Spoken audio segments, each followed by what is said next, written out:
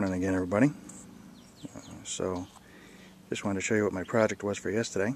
This is gonna be Nancy's birthday present, so it's a secret, don't tell her. Make sure we keep it all a secret from her. Hope she's not looking out the window right now. She'll never notice.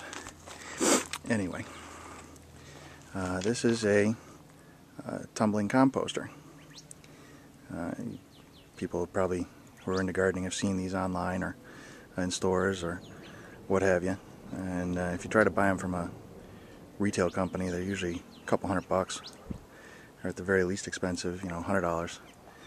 And that's really least expensive. This is a full 55-gallon drum, which was a food grade drum that we picked up from a local soda distributor. We got the drum for, I think it was around $12 or $14, something like that. A few pieces of 2x4s that we had to go and pick up. I didn't have enough laying around. I did have some laying around, but I did have to pick up a few new ones to make the stand for it. What I did do a little differently than some other folks do is I did put the braces up higher to brace the actual stand legs. And the reason I did that so that gives me some space underneath it, so that if I ever want to, if the composter gets heavy and I want to get compost out of it, I can actually just take a little rolling cart and just shove it underneath there, and then actually dump it forward and with the door open, flip the compost out into the little cart and then just wheel it away, and I don't have to scoop it all out by hand, and it's not quite as difficult. It's much easier that way. So basically what we did was we took our food grade drum, used a hole saw to cut some holes in the ends of it. In the ends of the holes, I attached this extra 2x6, which I also cut a hole through with the hole saw. What I did this for is to actually spread the load a little bit from the weight of the barrel across a little wider range, so you don't have quite so much point load sitting on that one particular piece of PVC pipe. It also prevents the plastic of the barrel from actually elongating as it sits on the PVC tube, which can happen depending on how heavy the barrel gets and how warm it gets. And obviously, since we are in Tucson, Arizona, it gets very warm. And we basically just, I took the piece of PVC and I just put it in the crux here and attached it via screws. Drilled a hole and attached it via screws to the pieces of 2x4. Another brace on this side. And it keeps it pretty solid. It doesn't wobble around much at all. And, another thing that we had to do is they actually have to drill holes, because you want to make sure you get plenty of air into the composter as you tumble it. I mean, that's kind of the whole point of being able to tumble it, is to make sure that you're making an aerobic compost rather than anaerobic compost, which basically just forces oxygen into the compost and mixes everything all together and causes the compost much more quickly and nicer, and it doesn't smell as bad and so forth. I used a couple of draw-tight latches to pull the door shut, and a couple of hinges that I basically just pop riveted onto the barrel. Inside, you can see we've been using it already. Well, Nancy doesn't know about it, so shh. But anyway, so we put some compost inside here.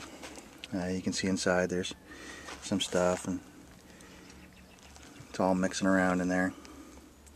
Now, what I did here on the edge is I did put a piece of scrap 2x4 on the edge here. This provides us with a couple of different things. One is it provides us some structural rigidity at this cut. If you don't put anything behind this cut, then it tends to bow and flex, and it creates some weakness in the barrel. So the heavier your compost gets inside there, the more likely that this is going to warp. By providing this with a little bit of strength from that piece of wood, it keeps that from happening. What this also does for us is it also provides us with a flipper, basically. It basically turns into a paddle wheel. So as we rotate the compost inside here, this piece actually breaks up the compost and causes it to actually flip. Now, this does add some weight, so with that weight it would have created a situation where it would have been off balance and it would have wanted to pull down all the time. So to counterweight it, I did attach another piece of 2x4 to the back side of the barrel, which is about the exact same size, which counterweights it nicely and provides us with another flipper to flip our compost around and make sure that it gets mixed. Those aren't the only flippers I put in there. I also did attach, I'm not sure if you can see it up here, but behind all that compost, there is another flipper in there, and that's basically just a piece of plastic corner bead that I attached via a few pop rivets, as you can see right here, and that just provides us another flip point. Now I've added a little bit of water to it yesterday, which probably was a bad idea, which is why it's a little bit too moist right now, but that'll dry out pretty quickly. I may end up enlarging these holes a little bit using a slightly bigger drill bit to open these holes up a little, because I think they might be a little bit too small. I don't want to make them too big though, because I don't want the compost to be all falling out all over the ground all the time every time that we rotate it around, but I want to make sure it's getting plenty of air inside there. So I'm going to close it up, basically just seal it, put the latches back on, and that's it, it's sealed up. You can rotate it just by grabbing the edge, just give it a couple of quick flips.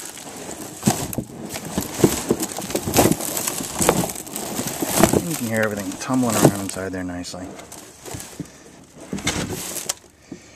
Come back to the beginning.